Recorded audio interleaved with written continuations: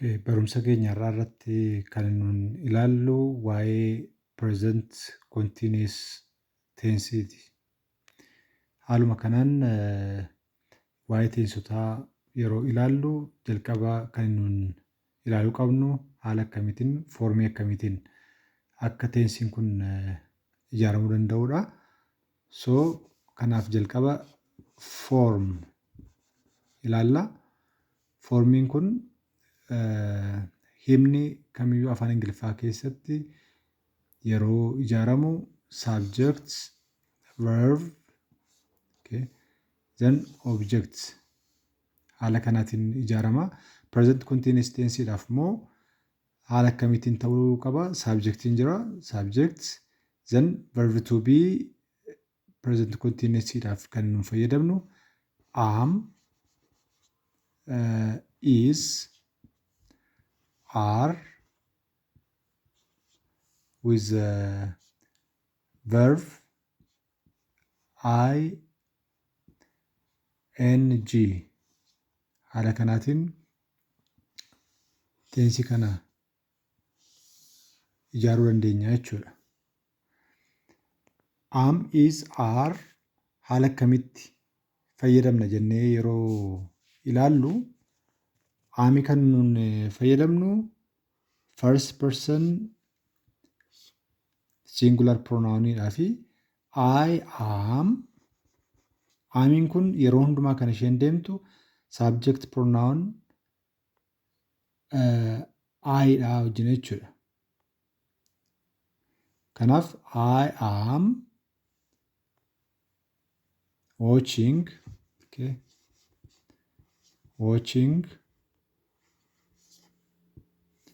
TV now. As keessatti present continuous ta'uu himni kun kan agarsiisu am watching kan jedhudha jechuudha. Kun present continuousdha. Akka agarsiistutti teensii kana fayyadamuudhaaf immoo jechi nu gargaartu yookiin akka agarsiistutti teensii kana akka nuun fayyadamnuuf kan nu gargaartu jecha afaan Ingiliffaatiin now yookiin amma jettu kanadha jechuudha. Kun jiraattennaan teensota naannoo 12tu jiru. Sana keessaatii present continuous tensii fayyadamna jechuudha. Karaa biraatiin easy akkamitti fayyadamna? For third person singular pronouns he is watching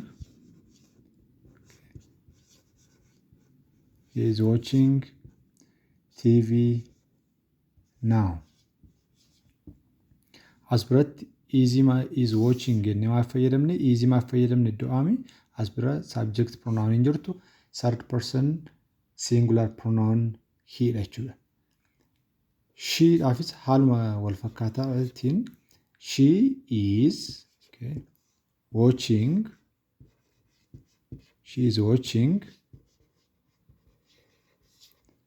TV now. Is watching TV now. Haala kanaatiin fayyadamna jechuudha. Itii dhaafis akkuma kana. For example, the dog or the dog can be replaced by it. It is ta'uu danda'a. The dog is wagging its tail.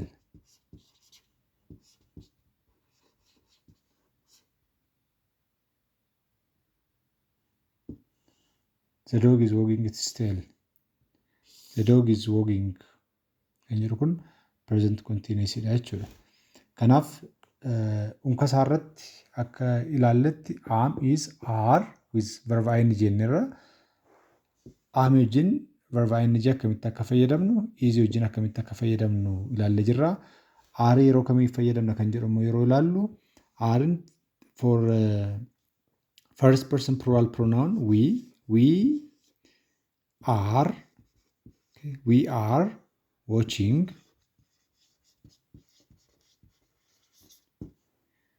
TV now. Are watching. Are maaliif fayyadamne as bira wiin ijaa jiruufdha. Yookiin akka isa kanaa singulaariituun ta'in kuni maal jechuudha? Pluraaliidha jechuudha. Karaa biraatiin immoo third person plural pronounidhaafis they fayyadamna, they'dhaaf are fayyadamna.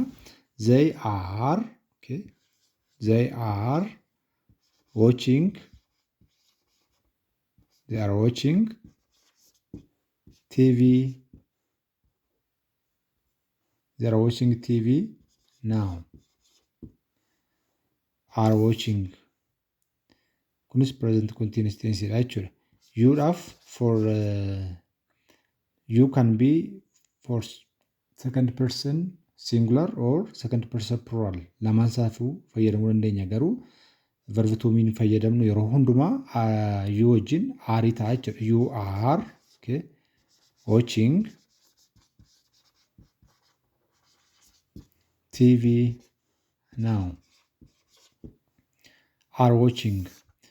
Kanaaf haala kanaatiin teensii kana ijaaruun ni danda'ama jechuudha. Foormi isaa yoo ilaalle haala akkamiitiin fayyadamna kan jedhu yoo ilaalle immoo present continuous tense is used for something that is happening right now. Sa'aatii kanatti at time of speaking yeroo dubbachaa jirrutti gocha raawwatamaa jiru agarsiisuudhaaf present continuous fayyadamna jechuudha. Kana wajjin wal qabatee amma ing verb irratti daballaa inni fakkeenyaaf watching jenneerra. Seera mataa isaa qaba. Spelling rule irratti immoo haala akkamiitiin ing uumna kan jedhu yoo ilaalle verboota baay'ee irratti simply ing akka watch daballeetti itti fayyadamuu dandeenya. Karaa biraatiin immoo spellingiin isaanii kan jijjiiramanis jiru jechuudha. Kana ilaaluuf fakkeenyaaf do doing, read reading, play playing, work working jennee ijaaruu dandeenya. Verboota warra akka have jedhu yoo qabaanne yookiin immoo shave or share or take yoo fudhanne konsonantiin jiraatanii achi iiniin dhufti taanaan ii kana balleessineetu ing itti daballachuudha. Okay? Ing form of have is having. Ing form of share is sharing.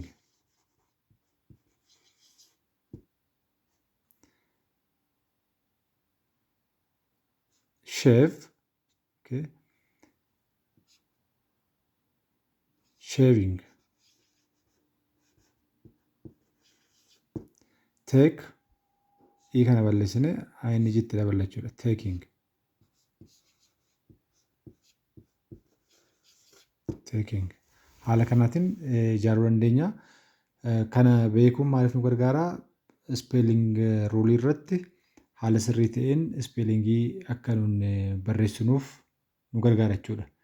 Karaa biraatiin immoo amma fakkeenyaaf verboonni warra akka die, okay, die jedhu yoo jiraatan ie kana gara y'itti jijjiirraa jechuudha. Jijjiirree ing itti daballa. Dying. Haaluma wal fakkeetaan lie,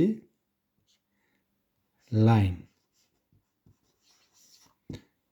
ie kana karaa y'itti jijjiirreetu ing itti daballee fayyadamuu dandeenya. Warra verboota consonant vowel consonantii qabaniif immoo consonantii ishee dhumaarra jirtu dabalii goone ing itti daballa jechuudha. Fakkeenyaaf get ing kanarratti yeroo daballu kun consonant vowel consonantii ijaa ta'eef t dhumarra jirtu kana dabalii goona jechuudha. Kanaaf ing isaa yeroo foormii goonu getting. geetiin. Yookiin immoo consonants, vowel, consonant, vowel consonantis yoo ta'e, amma fakkeenyaaf biratti consonant, vowel consonant yoo ta'e, for example, stop. Consonantiin isheen dhumarra jirtu kun dabalii taateetu sana booda ing irratti daballa jechuudha. Stopping. Haala kanaan ijaarlaa raan consonant vowel consonant ijaateef akkuma geete inni kana dabalii goonaa jechuudha. Running. Seerri ispeelingii kun yeroo hundumaa 100% hojiirra oola jechuutu ta'een Ingiliff yeroo baay'ee exceptionii qaba. Exceptionii sanas eegneetu ruulii kanatti fayyadamuu dandeenya. Yeroo baay'ee garuu haala manne isinitti agarsiise kanaan ispeelingii isaa eegneetu itti fayyadamuu dandeenya jechuudha. Yeroo negative formii isaa ijaarru immoo I am watching TV now jenneerra. I am not watching TV. Okay. Gaaffii gochuu yeroo barbaadnu immoo am I watching TV now? Is he watching TV now? Negative yeroo gochuu barbaadnu immoo he is not watching TV now. She is not watching TV now. Okay. Haala kanaan itti fayyadamuu dandeenya jechuudha. Yookiin tiima kana ijaarreetu itti waan jechuu dandeenya. Akkan isinitti hime immoo teensii kana fayyadamuudhaaf teensiin hundumtuu indikeetarii mataa isaanii qabu. Yeroo darbe akkan isinitti hime simple presentiidhaaf fakkeenyaaf everyday yoo jiraate simple present tensii akka fayyadamnu adverbs of frequency kan akka always, usually, often, sometimes, never kan jedhan yoo jiraatan simple present tensii akka nun fayyadamuu dandeenyu ilaallee turre. Present continuouslyidhaaf immoo keessumaa now kan jettu yookiin immoo at this moment wanni jedhu yoo jiraate present continuous tensii fayyadamna jechuudha. Foormiin amma isinitti agarsiisaa jiru kun foormii maaliif fayyadamna? Active voice kan jennee waan jennuuf. Maaliif himni afaan Ingiliffaa keessatti passive voice, active voice fi passive voiceedhaan ijaaramuuf amma foormiin amma isinitti agarsiisaa jiru kun foormii active voiceedhaaf ta'udha jechuudha. Yeroo active voice teensotaa hunda isaanii ilaallee raawwannu immoo paasivii akkamitti ijaaruu dandeenya kan jedhu immoo ilaalaa deemna.